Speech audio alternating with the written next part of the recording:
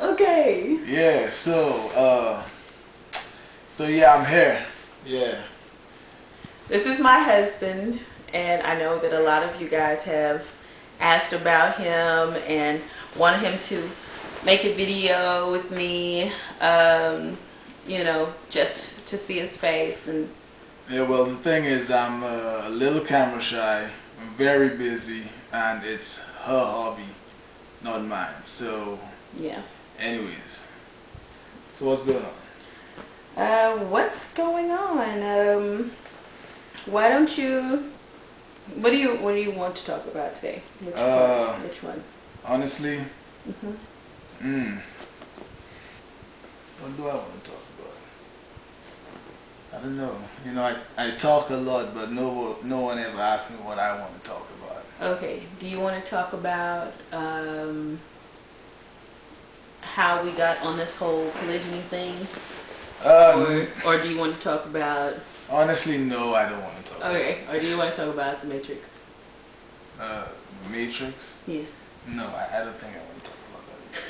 So what do you want to talk about? Okay, we can talk about The Matrix. Okay. Tell us your theory. What do you want to talk about? Oh, I don't care. But what do you want to talk about? I don't care. No, you can't ask the question and not have an answer I have when no it's answer. reversed on you. I mean, you dare to ask the I question. have no- You should be able to, back it up. I have no real preference. I want to talk about the Matrix. Oh, so you don't want to talk about? Okay, go ahead. Okay. Zion, it's not a theory though. It's not I a mean, theory. it's clearly shown in the movie.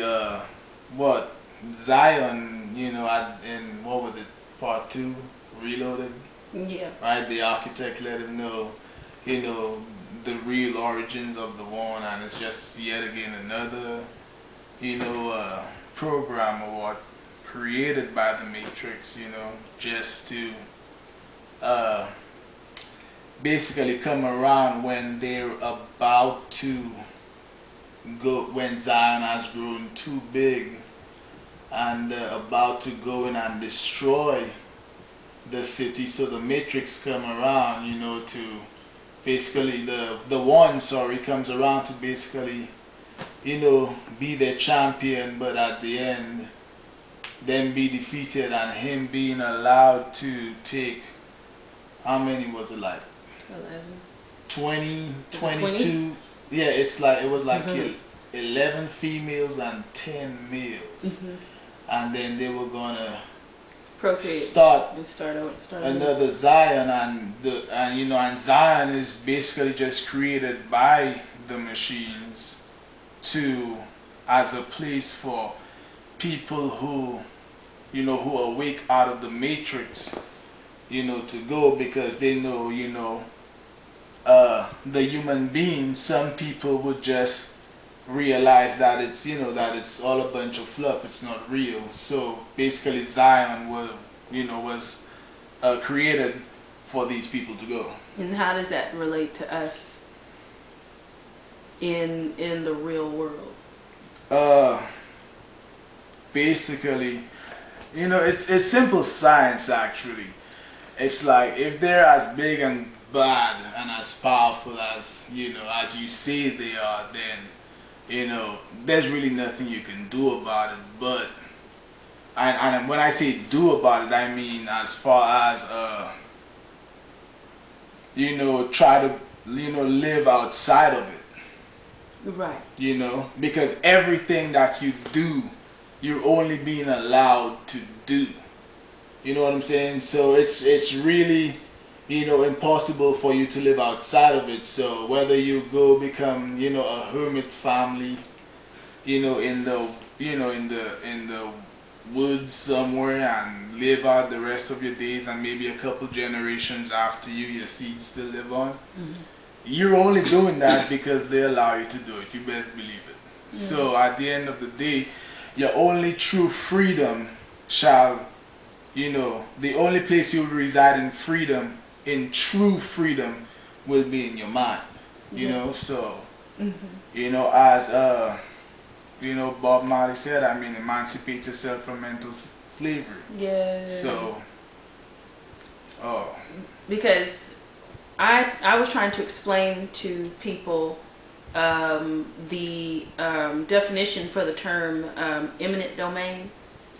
Remember when they built the stadium for the Dallas Cowboys? Yeah, you know, I mean, to be honest with you, it's like all of that is just, I mean, it is just something to just keep people arguing over nonsense. Yeah. You know what I'm saying? Give them a little, you know, complexities, you know, to have yet again something to debate about, because, you know, what I've noticed is that a bunch of people out there just want, you know, they just want to be smart. They just want to, you know, act like, you know, they're smart, and they use all opportunities and all crap to do it. The simple fact is, you know, as big and as powerful as they are, you know, as you say they are, you know, I mean, simple science will tell you, you know, that there's really nothing you could do about it as far as freedom is concerned, because everything you do, you're allowed to do it, and that's it. So eminent domain, yeah, you know, they have this, you know, clause in the law where they could, you know, come take your land if needed. Right. There's many other, you know, things they have that they could just come impose on your rights if needed. So all of that is just, you know, stuff to keep people arguing. So basically, it's like you paid all this. The point is, if needed, they will kill you. Okay. Okay. If needed, they will kill you, and it will not be considered murder.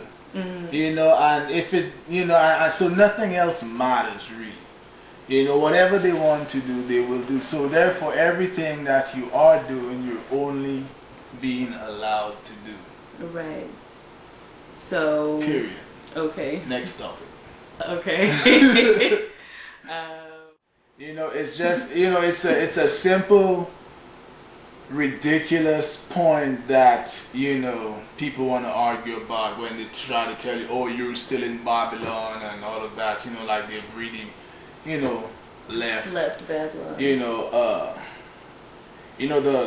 know, when you really study it, like, you know, the Rastafarians will tell you that Babylon is not, you know, it's an entire system.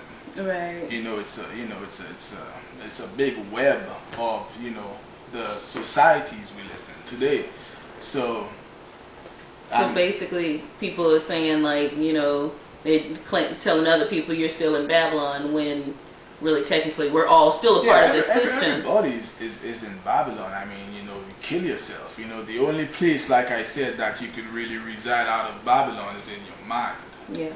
You know, and then that there is, you know, really and truly not making you a slave to anything. You know, just basically living your life how you want and enjoying it, you know. Basically, people should understand and accept the nature of the beast, the system that we're currently living in. Well, not just the nature, but people should understand the gravity of it. You know, I think that's what people underestimate, and I guess they do that, you know, because, you know, to give them hope, to make it look like something that they could, you know, actually defeat. And I guess they need that to, you know, to keep pushing on, you know, because, you know, from the time we grew up, you know, we're told about these, you know, fairy tales, you know, where the hero slays the dragon and stuff. Yeah. So, you know, so that's been bred into us from, you know, eons, you know, the hero slays the dragon, you know, and righteousness prevails and stuff. So everybody wants to be, you know, the valiant champion. What about? And in order to do that, they look at the enemy as, you know, one that is that they could defeat. Yeah. What about I don't know, you heard about Rick Perry? Well, yeah, you did. You heard it the other night. Rick Perry having his pray-a-thon, basically. Wait a minute, just praying for the nation, praying for the nation. Is there anything really to come of that? I mean, because my view is that there's really no good government. Like, all governments all over the world are corrupt because absolute power corrupts. And, Power corrupts and absolute power corrupts, absolutely. yeah, but Rick Perry just wants people to get together and pray for our country, and that's, you know, you think that's part of the plan or what? Part of the plan of things to come. Yeah, you think basically, do you think that his prayers could even possibly remotely be answered? Well, like, you know, who is he praying to? You know, is the one he is praying to have, you know, the ability to, you know, to answer these prayers? Oh, I mean, he thinks he's praying to the right Man, he don't think that. Come on, God. man. Okay, he might not think that. He He might know exactly who he's praying to. No, I'm just saying that you know, I don't know, man. You know, like, you know, people trust in the government, and you know, honestly, I don't, but they do. I don't think that's such a bad thing. You don't think that's a bad thing? No, man. I mean, Why? because, I mean, just, you know, a lot of people are just going to be suckers. You know.